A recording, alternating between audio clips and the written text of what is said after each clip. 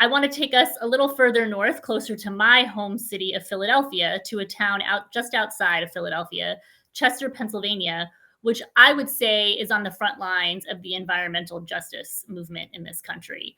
Um, we're going to be joined shortly by Kearni Warren, who is a candidate running for city council in that city. Again, just outside of Philadelphia, a little further down I-95 along the river, a community that has certainly seen some better days economically. But when we hear from Kearni, we're going to hear more about her city of Chester and why she is running for office. So Kearni, welcome to the program. It's so great to see you. Thank And you. great to have a fellow Pennsylvanian. Yes, thank you, Hillary. It's so good to see you again. So I don't know if you caught any of that interview with Bart, but we were talking about New Orleans. Obviously, it's a city that's been hit hard by the climate crisis. And to some degree, when I think of the city of Chester as a Philadelphia resident, Chester has also been really hit hard and in different ways. I think, Chester is one of those cities that, unfortunately, like Camden, New Jersey, is just a hotbed of, environmental racism, quite frankly. And so tell us a little bit more about your city, what the good things and the bad, and what has motivated you to run for office in your city. Sure.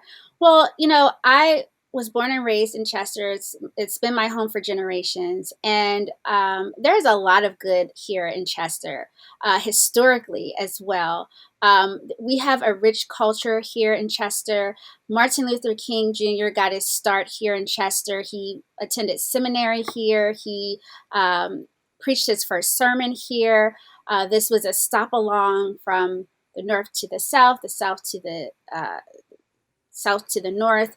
And unfortunately, we are really suffering a lot of issues. And environmental racism is just one of the many issues that we're experiencing here. And as you know, environmental racism affects Black and Brown communities, poorer Black and Brown communities, at greater rates. The residents, we live closer to the environmental hazards, the facilities that are causing air pollution.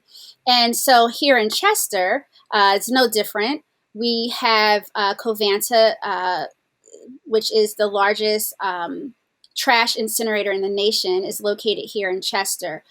They burn up to approximately 3,500 tons of municipal waste and industrial waste per day. We are also suffering with solid waste of sewage. Right now in Delaware County, the western half of Delaware County, when they flush their toilet, it comes to Chester. And the Solid Waste Authority right now, they're deciding whether or not they want to double the waste that we're receiving here in Chester to include the entire county's waste coming to Chester. And with the trash incinerator, so we have the trash incinerator and we have the sewage incinerator. With the trash incinerator, we burn trash. We burn the country's trash. We burn New York's trash. We burn Ocean City, Maryland's trash. We burn Oklahoma's trash and more. And we burn 21 counties in Pennsylvania, the trash of 21 counties in Pennsylvania. So, and with all of that air pollution, we know that it causes health issues. The American Lung Association did a report in 2019 listing all of the health hazards that come from living around air pollution. And the thing with that is here in Chester, it's not just Chester. The air pollution has approximately a 17-mile radius. So it's our surrounding communities as well. Although we are here and we're affected by it the most, it does travel. Those people, the residents that are living near Covanta, the trash that's burned causes toxic ash, and so the residue, the ash, it falls on neighbors' cars and their porch furniture, and so children can't go outside and play. And so we have a lot of health issues here in Chester due to air pollution. We have a high rate of cancer here. We have the highest children's asthma hospitalization here.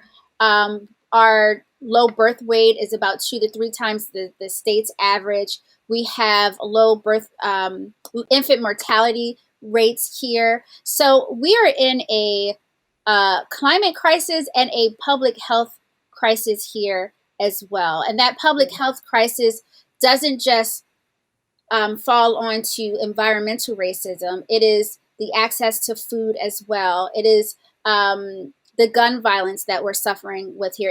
It's all of the social issues that forgotten and under-resourced communities have. This city has been forgotten, it has been ignored, except for when financial decisions are being made. And those financial decisions that are being made are not including or benefiting the residents. One can argue that some of those decisions actually harm us, like not having good community partners or good community neighbors in businesses. No. Well, thank you. I mean, that is a lot that you guys are grappling with. And so I assume that part of, your reason for running for office is to address some of this stuff. So tell us about your solutions, what you're campaigning on. What's the message that you're trying to bring to the voters of Chester? My main message that I am bringing to my neighbors, because I am a resident here, is the power of the people. So my slogan, which is not a slogan, it's the truth, but it's people, power, purpose, because we the people have the power to live a life of purpose. And I want my neighbors to know that we hold the power in our hands. We demand what happens to us and what doesn't happen to us if we stand up and raise our voices.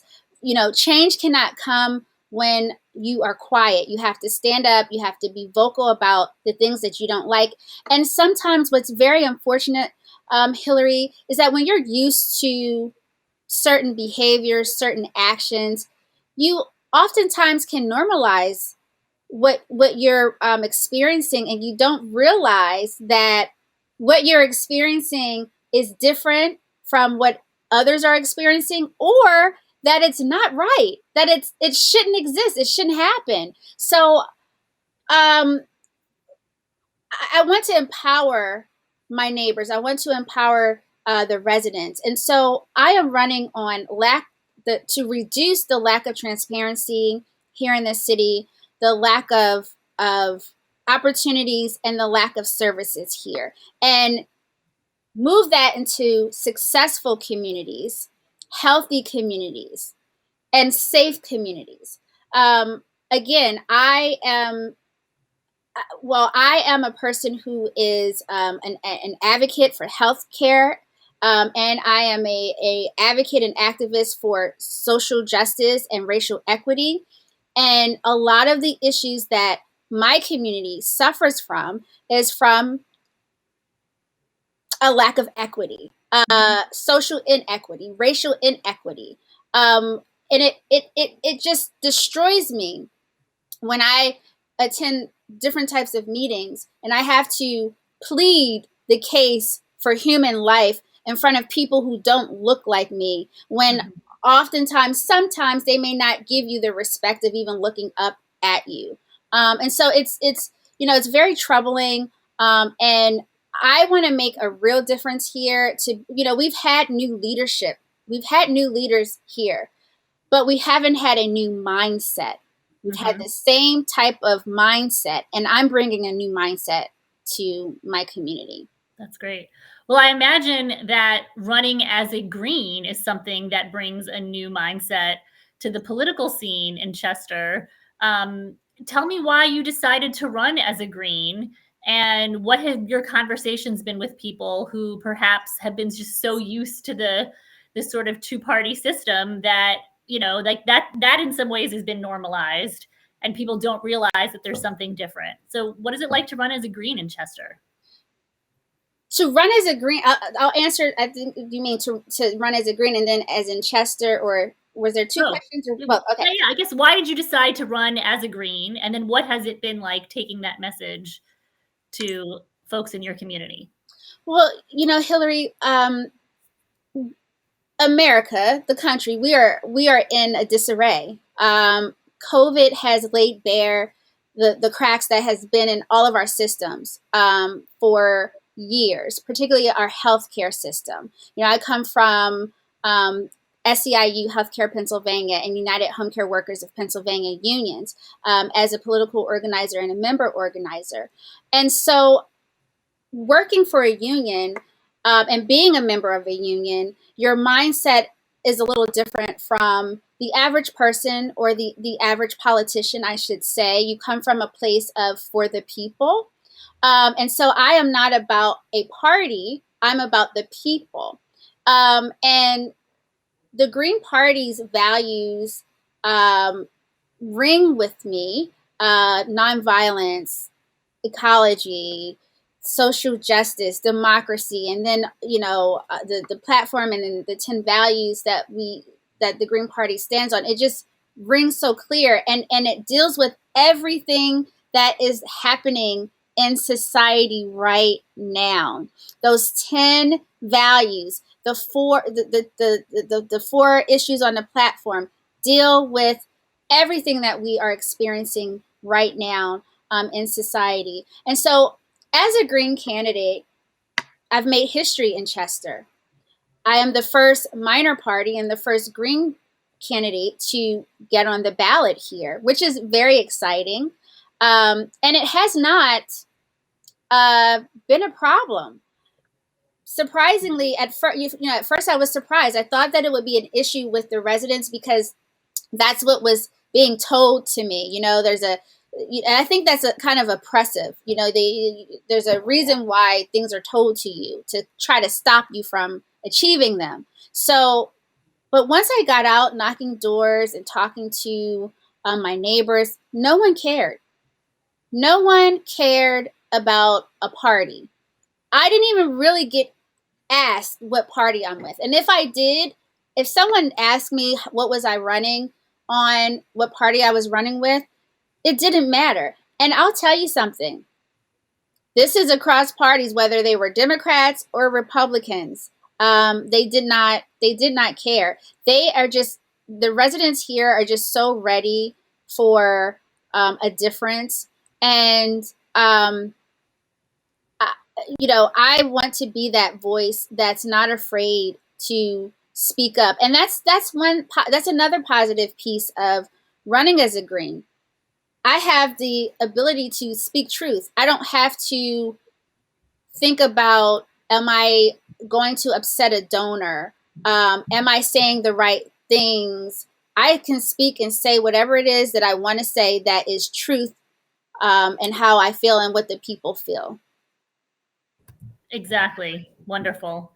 Well, speaking of that, freedom to speak the truth, I assume it's because of, partly because of not taking any corporate contributions or, anything like that. That is one of the things that distinguishes us as Greens.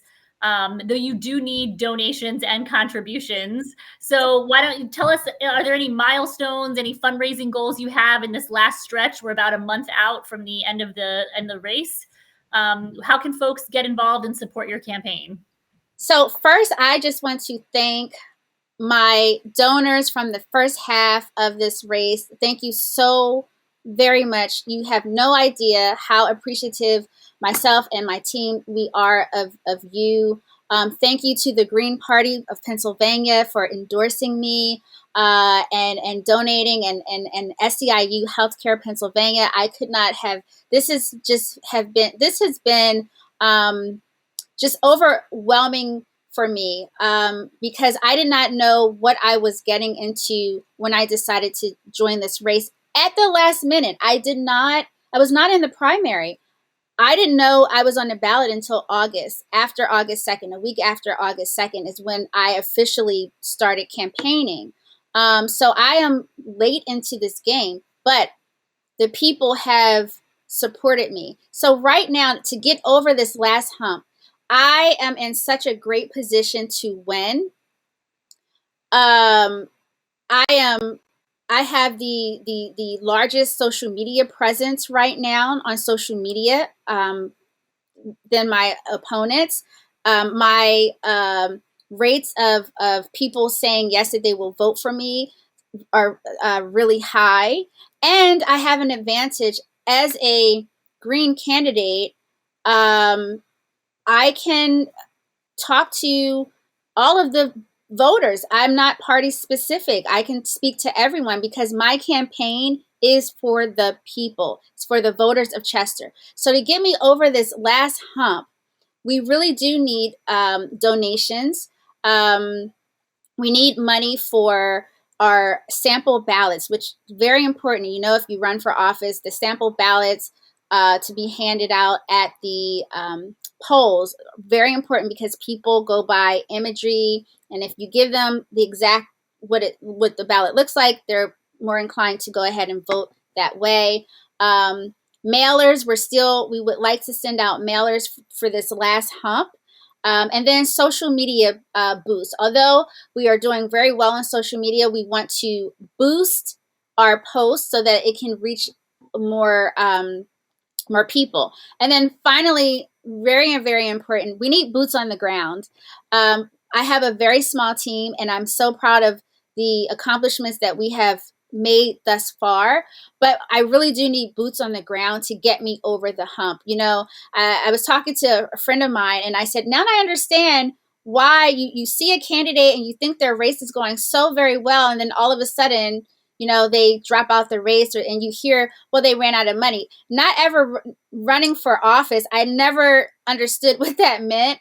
Now that I am running for office, I understand what that means, and I don't want to be in that position. I would love to continue to make history with the Green Party, not just being on this ballot in this predominantly Black city, but to also win a seat as the first Green candidate in Chester, Pennsylvania, and to further my desire to change legislation in healthcare, for voting rights, for racial justice, for education, police reform.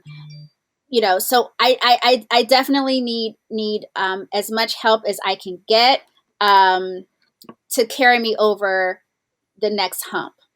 Nice. Well, we wish you the best of luck. I know my local, we're planning to be out for you in a few weeks, knocking on doors. Really, it's been exciting to see your race. Chester is a relatively small city, and I think it's a very doable and winnable race. And so I wish you the best of luck, and thank you so much for joining us tonight. That was Kearni Warren, who is running for city council in the city of Chester, Pennsylvania. And it's warren4chester.com. That's Warren, the number 4chester.com.